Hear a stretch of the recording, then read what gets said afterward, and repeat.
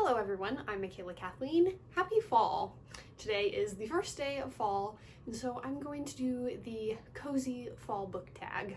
And I don't know if it's super noticeable, but I did just get a filling, so half of my tongue is numb. But I kind of forgot fall was coming up, so I didn't have this video prepared, so here we are. I figure it at least might lend some comedy to the video, but I'm trying real hard to talk around it. But moving on to the questions of this cozy fall tag. The first one is, what book reminds you of fall? And for this one, I'm gonna go with Fangirl by Rainbow Rowell. This book takes place during the school year, which admittedly a lot of books do, so I don't know why this one in particular makes me think of fall, but it does for some reason. I feel like it has those cozy fall vibes. Question number 2 is, what is your favorite fall cover? And for this one, I'm gonna go with Tiger Lily by Jodi Lynn Anderson. I think this is just such a beautiful cover with all these warm orange colors. I love Tiger Lily's dress on this cover. Of course, it looks like a tiger lily, and it's just really beautiful. Question number 3 is, what fall drink do you enjoy drinking while reading? And I don't actually generally have drinks while I read, but if I did, it would probably be a white chocolate mocha from Starbucks. I'm not into the more traditionally fall drinks per se, but I like the white chocolate mochas. And there was actually a new drink this year, the Apple Crisp Macchiato. That one also was not half bad. But I really don't like pumpkin spice lattes. And not just because I'm trying to be not like other girls, I just legitimately do not like the taste. Question number 4 is, do you like reading in the morning or at nighttime? And I'm a morning reader. I'm also a morning person. I like to get things done early in the day, and then at night I can just lay on the couch and watch TV. Question number 5 is, what is your favorite spooky read? And my favorite spooky read, which is not very spooky, is The Green Mile by Stephen King. I'm not a huge fan of thrillers, mysteries, or horror books, so I don't have a ton of them, and this one is by far my favorite, even if it's not the most scary. Question number 6 is, what is your favorite comfort read? And for me, that is The Last Book in the Universe by Robin Philbrick. It's probably a little weird to have a dystopian book be your comfort read, but this book has just been in my life for so long.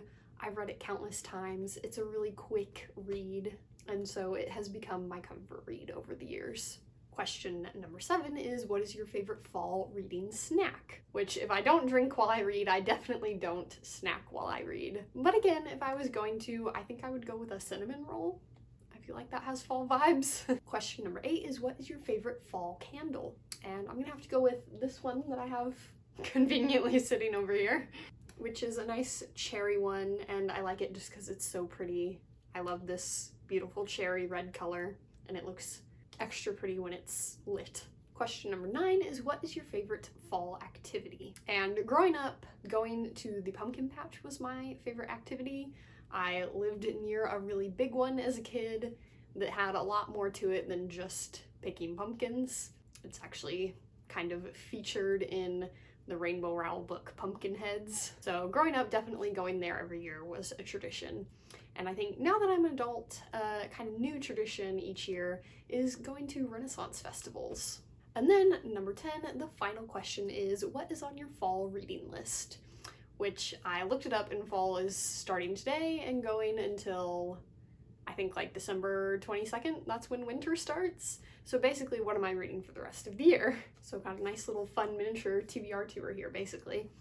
But the first one on the list is A Man Called Uva by Frederick Bachman, which I'm actually starting this one tomorrow. I've got the bookmark all ready to go. And this will be my first time rereading this book, and I'm very excited because even though I've only read it once, it's already become one of my all-time faves. And then after that, I'm going to be reading Beartown by Frederick Bachman, which will be only the second ever book that I've read by him, so I'm excited to try more of his books now, finally. After that, I'll be reading Again But Better by Christine Riccio, which this is my first ever booktuber book that I'll be reading, so again, very excited. I hope that it's good.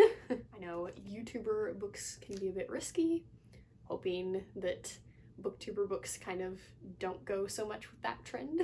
And then after that, I'm planning on reading the first 3 books in the Program series by Suzanne Young. I have read the first one already and I liked it quite a bit, and so I'm excited to pick this one back up and then continue with the series. But I'm only planning to go to book 3 because reading all 6 or 7, I don't know how many are in this series, feels like a little too much of a commitment at the moment. And then after that, I'm planning to read Born a Crime by Trevor Noah, which I got from the Bibliophilic Excursions box quite a while ago. So finally planning to pick this one up and very excited. I love Trevor Noah's stand-up comedy. And then to end off the year, I'm planning to reread the Jurassic Park series by Michael Crichton. So Jurassic Park and The Lost World, which I was surprised by this series the first time around. It's the most intelligently written, or some of the most intelligently written books I think I've ever read. It's certainly not like just the fun and excitement popcorn book that you would maybe expect based on the movies. I really just enjoyed the parts where it was Ian Malcolm talking about science and society. So yes, that was the cozy fall reading tag. Can't believe I'm down to only 9 more books left to read this year. It's crazy. Let me know down below what you're planning to read this fall. And now on to the quote for today's video, which today I have one from the movie Finding Neverland. And it's a little conversation between Peter and J.M. Barrie. And Peter says, "This is absurd. It's just a dog." And J.M. Barrie says, "Just a dog? Just? Porthos, don't listen. Porthos dreams of being a bear, and you want to shatter those dreams by saying he's just a dog? What a horrible candle-sniffing word. That's like saying, he can't climb that mountain, he's just a man.